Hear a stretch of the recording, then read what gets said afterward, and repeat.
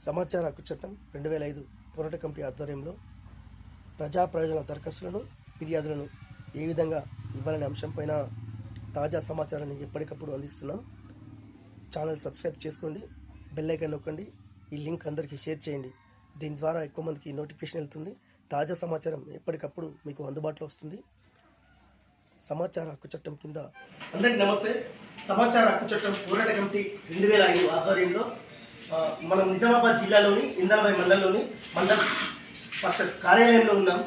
సమాచార హక్కు చట్టం ద్వారా సమాచారాన్ని వెలుగులోకి తీసుకురావడానికి మరియు ప్రజా ప్రయోజనాల రీత్యా మనం ఇక్కడ దరఖాస్తు చేయడం జరిగింది. ఈ దరఖాస్తు మనం 7 జూలై నాడు మనం ఫిర్యాదు చేయడం జరిగింది. ఈ ఫిర్యాదు పైన అధికారులు స్పందించి మనకు సత్వరమే మనకు మేము కూడా ఇష్యూ చేయడం జరిగింది. దీంట్లో సారాంశం ఏంటంటే, సమాచార హక్కు చట్టం కింద దరఖాస్తు ఇచ్చిన తర్వాత వారం రోజుల్లోనే మనకు మండల పరిషత్ నుంచి అధికారులు స్పందించి మనకు రికార్డ్ తనిఖీ కోసం 27, 28 అండ్ 29, 30 ఈ 3 డేట్లలో మనకు డేట్స్ ఇచ్చారు. దీనిపైన కూడా మనం ఇప్పుడు క్షేత్రస్థాయిలో కార్యాలయాన్ని విజిట్ చేయడానికి వచ్చినాం. ఇక్కడ మనం ప్రస్తుతం మండల పరిషత్ అధికారులు ఉన్నారు.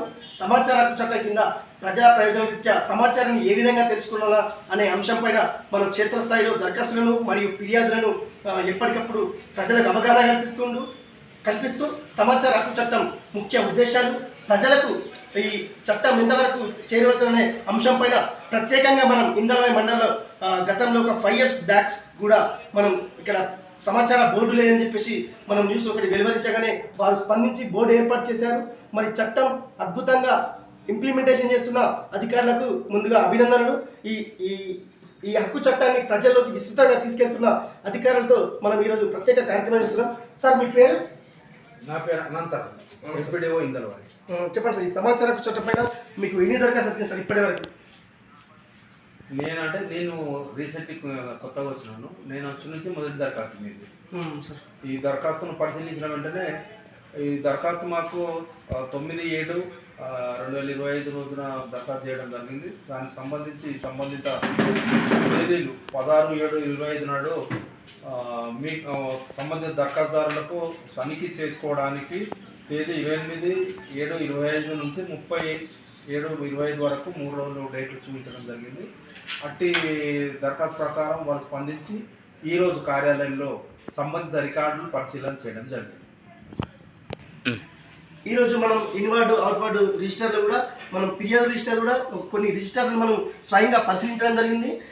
ప్రజలకు సౌకర్యాన్ని సమాచారాన్ని తెలుసుకోవడానికి సమాచార హక్కు చట్టం 2000 వచ్చిన ఈ గొప్ప చట్టాన్ని ఇంప్లిమెంట్ చేస్తున్న అధికారులతో మనం ప్రత్యేకంగా ఇందలవాయి మండలంలో ఉన్నాం. ఇందలవాయి మండలంలో మరో అధికారి గురించి మనం తెలుసుకునే ప్రయత్నం చేద్దాం. సార్, మీ పేరు?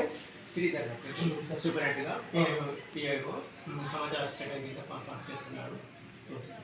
ఇప్పుడు ఈ సమాచారం కింద మీకు ఇప్పటివరకు ఎన్ని దరఖాస్తులు వచ్చింది సార్ ఈ కరెంట్ ఇయర్ 2025 సంవత్సరం? 2020 సంవత్సరం అంటే మీది ఒకటి వచ్చింది, ఇంతకుముందు ఒకటి ఫస్ట్ అప్డేట్ అథారిటీగా వచ్చింది, వరంగల్ నుంచి వచ్చింది, అది కూడా డిస్కస్ అయిపోయింది. ఇప్పుడు మీది.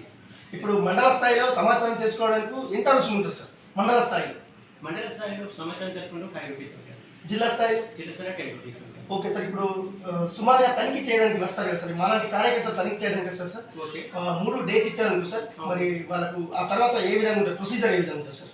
ప్రొసీజర్ అంటే మీరు రాగానే మేము రికార్డ్స్ మీకు ఫస్ట్ డేట్స్ ఇచ్చాము. డేట్స్ ఇచ్చిన తర్వాత మా ఆఫీస్ కార్యాలయం దగ్గర రికార్డ్స్ అని తనిఖీ చేసుకున్నారు. తనిఖీ చేసుకున్న తర్వాత మీకు ఏదైతే సమాచారం కావాలంటారో అది మీరు ఏ విధంగా అంటే ఆ టైప్లో మేము మళ్ళీ సర్టిఫికేట్ కాపీ చేసి దానికి ఏ విధంగా దానికి రుసుము ఎంత ఉంటుందో అది మేము తీసుకుంటాం. ఒకవేళ మాకు ఇచ్చిన 3 రోజులు సరిపోలేదు, ఇది పెద్ద మండలి కాబట్టి మేము ఇంకా కొన్ని డేస్ కోరవచ్చు, మీరు మళ్ళీ అలాట్మెంట్ చేయవచ్చు? దానికి మన ఛార్జెస్ ఉంటాయి సార్? తర్వాత నెక్స్ట్ ఛార్జెస్ ఉంటాయి. ఎంత ఉంటుంది సార్? ఒక గంటకు సుమారు ఎంత ఉంటుంది సార్? అంటే ఫస్ట్ అవర్ ఏముండదు, తర్వాత నెక్స్ట్ 5 రూపీస్ చొప్పున పేమెంట్ చేసుకుంటే వెళ్ళచ్చు. మన అంశాలపైన మనం సమాచారాన్ని తీసుకోవడం జరిగింది. మనం ఫైల్స్ ప్రత్యక్షంగా పరిశీలించడం జరిగింది. ఈ పరిశీలన అంశంలో మనం 7 అంశాలను మనం ఐడెంటిఫై చేయడం జరిగింది.